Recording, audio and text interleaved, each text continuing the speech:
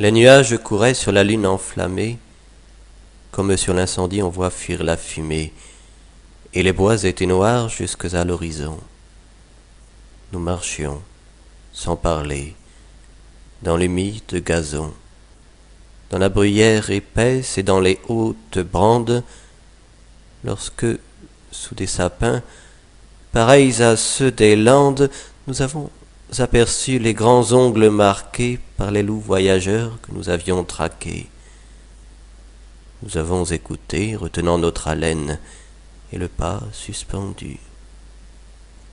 Ni le bois, ni la plaine ne poussaient un soupir dans les airs seulement, la girouette en deuil criait au firmament, car le vent, élevé bien au-dessus des terres, n'effleurait de ses pieds que les tours solitaires et les chênes d'en bas contre les rocs penchés, sur leurs coudes semblaient endormis et couchés. Rien ne bruissait donc, lorsque baissant la tête, le plus vieux des chasseurs qui s'était mis en quête à regarder le sable en s'y couchant, bientôt, lui que jamais ici on ne vit en défaut, a déclaré tout bas que ces marques récentes annonçaient la démarche et les griffes puissantes de 2 grands loups cerviers et de 2 louveteaux. Nous avons tous alors préparé nos couteaux, et cachant nos fusils et leurs lueurs trop blanches, nous allions pas à pas en écartant les branches. 3 s'arrêtent, et moi, cherchant ce qu'ils voyaient, j'aperçois tout à coup 2 yeux qui flamboyaient, et je vois au-delà 4 formes légères qui dansaient sous la lune au milieu des bruyères, comme font chaque jour à grand bruit sous nos yeux, quand le maître revient, les lévriers joyeux. Leur forme était semblable et semblable la danse, mais les enfants du loup se jouaient en silence, sachant bien qu'à 2 pas, ne dormant qu'à demi, se couche dans ces murs l'homme, leur ennemi. Le père était debout, et plus loin, contre un arbre, sa louve reposait comme celle de marbre, qu'adoraient les Romains et dont les flancs velus couvaient les demi-dieux Rémus et Romulus. Le loup vint et s'assied, les 2 jambes dressées par leurs ongles crochus dans le sable enfoncé.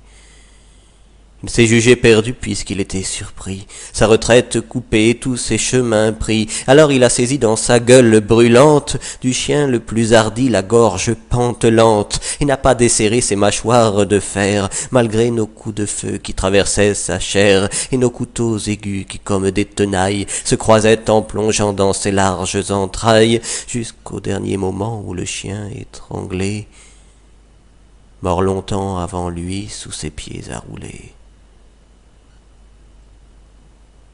Le loup le quitte alors et puis il nous regarde. Les couteaux lui restaient au flanc jusqu'à la garde, le clouaient au gazon tout baigné dans son sang. Nos fusils l'entouraient en sinistre croissant. Il nous regarde encore, ensuite il se recouche, tout en léchant le sang répandu sur sa bouche, et sans daigner savoir comment il a péri, refermant ses grands yeux, meurt sans jeter un cri.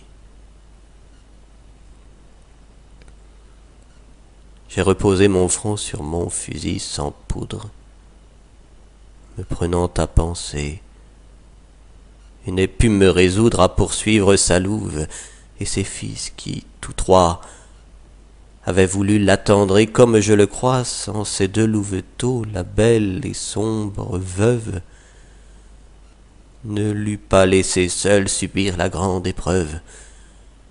Mais son devoir était de les sauver, et afin de pouvoir leur apprendre à bien souffrir la faim, à ne jamais entrer dans le pacte des villes, que l'homme a fait avec les animaux serviles qui chassent devant lui pour avoir le coucher, les premiers possesseurs du bois et du rocher.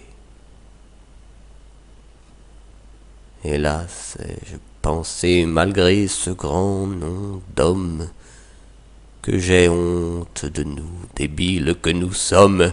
Comment on doit quitter la vie et tous ces mots, c'est vous qui le savez, sublimes animaux. Avoir ce que l'on fut sur terre et ce qu'on l'est, seul le silence est grand, tout le reste est faiblesse. Ah, je t'ai bien compris, sauvage voyageur, et ton dernier regard m'est allé jusqu'au cœur. Il disait, si tu peux, fais que ton âme arrive, à force de rester studieuse et pensive, jusqu'à ce haut degré de stoïque fierté, où naissant dans les bois j'ai tout d'abord monté.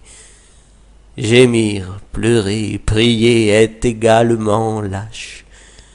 Fais énergiquement ta longue et lourde tâche, dans la voie où le sort a voulu t'appeler, puis, après, comme moi, souffre et meurt sans parler.